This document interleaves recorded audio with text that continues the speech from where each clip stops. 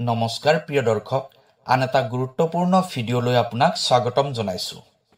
আপুনি যদি ভগৱান শিৱৰ ভক্ত হয়, তেনেহ'লে আজিৰ এই ভিডিঅ'টো চোৱাৰ পিছত আপোনাৰ মনত এটা নতুন এনাৰ্জিৰ সৃষ্টি হ'ব। ভগৱান শিৱই দিয়া এটা উপদেশ তথা বাৰ্তা আপোনাৰ বাবে আগবঢ়াব বিচাৰিছোঁ। মানুহৰ কল্যাণৰ বাবে মহাদেৱে এই উপদেশ দিছে। ভগৱান শিৱই আগবঢ়োৱা এই উপদেশ তথা বাৰ্তা শ্ৰদ্ধা ভক্তিৰে শুনাৰ পিছত আপোনাৰ জীৱনৰ সকলোবোৰ দুখ কষ্ট সমস্যা লাহে লাহে দূৰ হ'বলৈ আৰম্ভ কৰিব। ইয়াৰ বাবে আপুনি এটা কাম কৰিব লাগিব। আপোনাৰ সন্মুখত ভগৱান শিৱৰ যি তিনিখন ছবি দেখা পাইছে, সেই তিনিখন ছবিৰ ভিতৰত যিকোনো এখন ছবি স্পৰ্শ কৰিব। 1, 2, 3 এই তিনিখন ছবিৰ ভিতৰত যিকোনো এখন ছবি বাছনি কৰি স্পৰ্শ কৰিব আৰু আপোনাৰ মনৰ মাজত সেই ছবিখন সুমুৱাই ল'ব। তাৰপিছত সেই নিৰ্দিষ্ট ছবিখনৰ মাধ্যমেৰে ভগৱান শিৱই আপোনালৈ আগবঢ়োৱা উপদেশ তথা বাৰ্তাখিনি আপুনি জানিব পাৰিব। প্ৰিয় দৰ্শক, আছামিজ এষ্ট্ৰলজীলৈ আপোনাক স্বাগতম জনাইছোঁ। মই এষ্ট্ৰলজাৰ ধীৰাজ শৰ্মা। ভিডিঅ'টো শ্বেয়াৰ কৰি দিব আৰু কমেণ্টত লিখিব ওম নমঃ শিৱায়।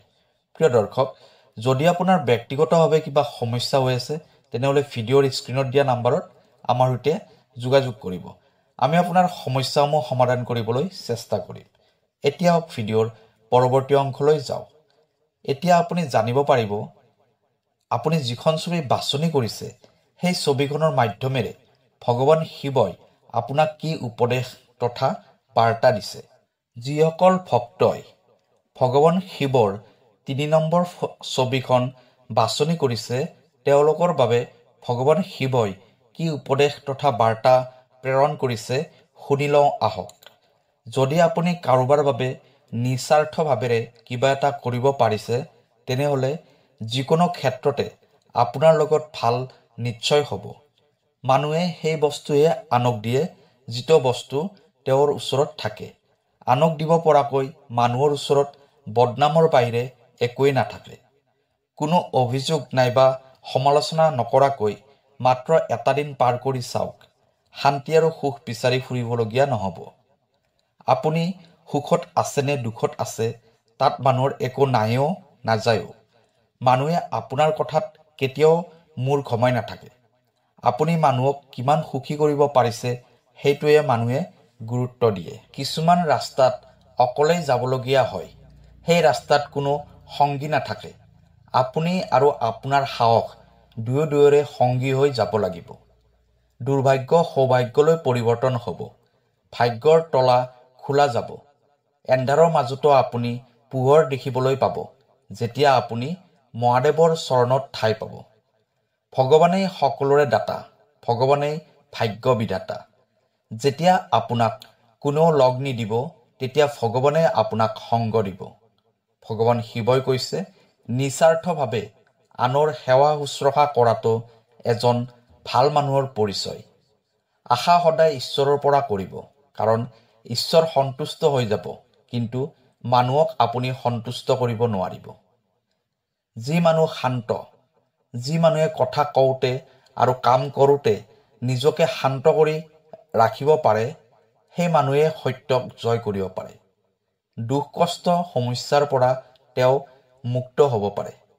প্ৰিয় দৰ্শক, যিসকল ভক্তই ভগৱান শিৱৰ 1 নম্বৰ ছবিখন বাছনি কৰিছে, তেওঁলোকক মহাদেৱে কৈছে যে পৰিপক্ক কথা দুজন মানুহে কয়। এজন হ'ল যাৰ বয়স বেছি আৰু আনজন হ'ল যিয়ে কম বয়সতে বহুত বেয়া সময় পাৰ কৰিছে। আপোনাৰ বাহিৰে যে আপোনাৰ কথা এই পৃথিৱীত যে কোনেও নাভাবে, এই কথা যিদিনা আপুনি বুজি উঠিব, সেইদিনাৰ পৰাই আপোনাৰ আচল জীৱন আৰম্ভ হৈ যাব। অত্যাধিক আশা নকৰিব, তেতিয়া মনৰ শান্তি নিজেই ঘূৰি আহিব। কিছুমান মানুহে সদায় হাঁহি থাকে, কাৰণ তেওঁলোকে জানে যে এই পৃথিৱীত তেওঁলোকৰ দুখ বুজিব পৰা মানুহ কোনো নাই। তেওঁলোকে জানে যদি কাৰোবাক মনৰ কথা প্ৰকাশ কৰে, তেতিয়া আন মানুহে সেইখিনিতো আনন্দ লাভ কৰে।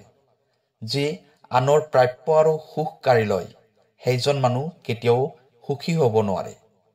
সম্পৰ্ক এটা ধৰি ৰাখিবলৈ বহুত শান্ত হ'বলগীয়া হয়। হিংসা ক্ৰোধৰ জৰিয়তে মহাভাৰতৰ যুদ্ধয়ে হয়। সদায় সেইটো কাম কৰিব যিটো শুদ্ধ, সেইটো কাম কেতিয়াও নকৰিব যিটো সকলোতকৈ সহজ। আপুনি যিদৰে কথা কয় ঠিক সেইদৰে আনৰ কথা শুনিবলৈ সাজু হৈ থাকিব। যেতিয়ালৈকে মানুহৰ ধন সম্পত্তি থাকিব, যেতিয়ালৈকে গুণ যোগ্যতা থাকিব, তেতিয়ালৈকে মানুহে আদৰ কৰিব। পৰিৱৰ্তনেই প্ৰকৃতিৰ নিয়ম। হিংসা আৰু ঘৃণাৰ কোনো অস্তিত্ব নাথাকে। ত্যাগৰ অবিহনে কিবা এটা পোৱাটো অসম্ভৱ। কাৰণ এটা উশাহ ল'বলৈ হ'লে আন এটা উশাহ এৰিবলগীয়া হয়।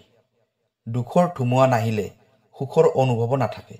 মানুহে আপোনাক লৈ কি ভাবে এই কথা যিদিনাই চিন্তা কৰিবলৈ এৰি দিব, সেইদিনাৰ পৰাই সুখৰ অনুভৱ কৰিবলৈ আৰম্ভ কৰিব। আপুনি নিজকে নিজৰ প্ৰগতিৰ বাবে সাজু কৰিব লাগিব। তেওঁ যদি মোক বুজিলেহেঁতেন, তেওঁ যদি মোৰ কথা ভাবিলেহেঁতেন, এইবোৰ কথা ভাবি থাকিলে জীৱনৰ আধা বয়স পাৰ হৈ যাব। যিয়ে বুজি পাব তেওঁ দূৰত থাকিও আপোনাক সংগ দিব, আৰু যিয়ে আপোনাক বুজিবলৈ নিবিচাৰে তেওঁ ওচৰত থাকিও যিকোনো অজুহাত বিচাৰি আপোনাৰ পৰা আঁতৰি থাকিব। সেয়েহে নিজেই চেষ্টা কৰি আগবাঢ়ি যোৱাটোৱে উচিত। যদি কোনোবাই বুজিব নিবিচাৰে তেনেহ'লে তেওঁক আকৌ বুজাই লাভ নাই। আশা কেতিয়াও নেহেৰুৱাব। আপুনি নাজানে যে কাইলৈ আপোনাৰ লগত কি হ'ব। ভগৱান শিৱই কৈছে, যি নিজৰ বাবে বিচাৰে তেওঁ কেৱল ভক্তহে, যিয়ে সকলোৰ বাবে বিচাৰে তেওঁৱে শিৱভক্ত হ'ব পাৰে। মানুহৰ পতন সেইদিনাই হয় যিদিনা নিজৰ আপোনজনক ধ্বংস কৰিবলৈ আনৰ পৰা পৰামৰ্শ লয়। যেতিয়া মানুহৰ প্ৰয়োজন সলনি হয় তেতিয়া মানুহৰ কথা কোৱাৰ ধৰণো সলনি হয়। যি পাৰ হৈ গ'ল তাক লৈ চিন্তা কৰাৰ প্ৰয়োজন নাই। যি লাভ কৰিছে তাক কেতিয়াও নেহেৰুৱাব। সফলতা কেৱল সেইজনেই অৰ্জন কৰে যিয়ে জটিল পৰিস্থিতি আৰু সমস্যাত পৰিও ভাগি নপৰে। নিজৰ চকু সদায় সেই বস্তুটোৰ ওপৰত ৰাখিব যিটো বস্তু আপুনি পাব বিচাৰে। সেই বস্তুটোৰ ওপৰত চকু কেতিয়াও নিদিব যিটো বস্তু ইতিমধ্যে আপুনি হেৰুৱাই পেলাইছে। সময় যিমানেই বেয়া নহওক কিয় এদিন সেই সময় সলনি হ'বই। সময়ৰ লগে লগে বহু কিবা কিবি সলনি হৈ যায়, মানুহো সলনি হয়। প্ৰিয় দৰ্শক, যিসকল ভক্তই ভগৱান শিৱৰ ২ নম্বৰ ছবিখন বাছনি কৰিছে তেওঁলোকক মহাদেৱে কৈছে যে সেইজন ভক্তই মোৰ প্ৰিয়, যাৰ মোৰ ওপৰত অটুট বিশ্বাস থাকে। শিৱৰ ভক্তি কৰিলে জীৱন ধন্য হ'ব, আৰু যদি ভাগ্যৰ বলত ভগৱান শিৱৰ কৃপা লাভ কৰে তেন্তে জীৱনটো ভালদৰে পাৰ কৰিব পাৰিব। মহাদেৱে কৈছে যে ভুল হ'লে সেই শক্তি পাব যি শক্তিয়ে আপোনাক পূৰ্বতকৈ যোগ্য কৰি তুলিব। ছলনা, হিংসা আৰু পাপ সিমানখিনিয়ে কৰিব যিমানখিনি আনে কৰিলে আপুনি সহ্য কৰিব পাৰিব। কিন্তু নিয়তিয়ে কাকো এৰি নিদিয়ে। সকলোৰে হিচাপ এই পৃথিৱীতে হ'ব।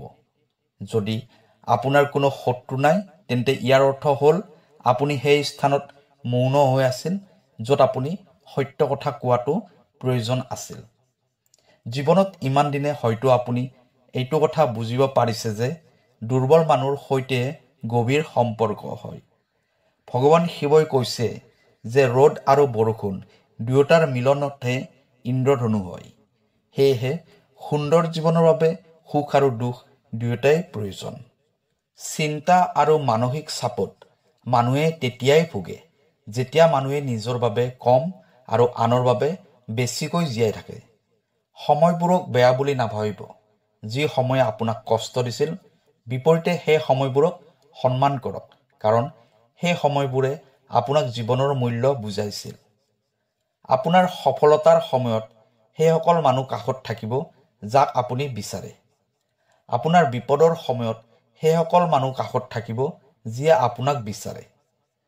উজলি সেইজনেই উঠে যিয়ে সকলোতকৈ প্ৰথমে প্ৰত্যাহ্বানৰ সন্মুখীন হয়। এয়াই জীৱনৰ সত্য। সকলো সময়তে সকলোকে সুখী কৰিব নোৱাৰি। সুখী কৰিব নোৱাৰিলেই কোনোজনে সংগ এৰি যাব, কোনোজনে দূৰত্ব বজাই চলিবলৈ চেষ্টা কৰিব। স্বাৰ্থৰ সময়তে তেওঁলোক আপোনাৰ কাষলৈ আহিব, আৰু হাজাৰজনৰ মাজত এজন বা দুজন মানুহে ওলাব যিয়ে বহুত কঠিন সময়তো আপোনাক হাতত ধৰি আগুৱাই নিবলৈ চেষ্টা কৰিব। কিছুমান ভুল সিদ্ধান্তহে আপোনাক জীৱনৰ প্ৰকৃত উদ্দেশ্য বুজাই দিব। মহাদেৱে কৈছে, আপুনি আগুৱাই গৈ থাকিলে ৰাস্তা নিজে নিজেই ওলাই গৈ থাকিব। ৰাস্তাৰ কাঁইটবোৰো এদিন ফুল হৈ ফুলি উঠিব। সেই ৰাস্তাত হাজাৰজন পিছলি পৰে, কিন্তু আপোনাৰ ওপৰত যদি ঈশ্বৰৰ আশীৰ্বাদ থাকে, তেনেহ'লে হাজাৰ বাধাৰ মাজতো আপুনি আপোনাৰ লক্ষ্যত উপনীত হ'ব পাৰিব। প্ৰিয় দৰ্শক, ভগৱান শিৱই আগবঢ়োৱা এই উপদেশ তথা বাৰ্তা যদি আমি মানি চলিব পাৰোঁ, তেনেহ'লে জীৱনত কেতিয়াও আমাক দুখ সমস্যাই গ্ৰাস কৰিব নোৱাৰিব। ভিডিঅ'টো যদি ভাল লাগিছে, আপোনাৰ চিনাকি সকলোকে ভিডিঅ'টো শ্বেয়াৰ কৰি দিব। কাইলৈ আকৌ লগ পাম। ধন্যবাদ।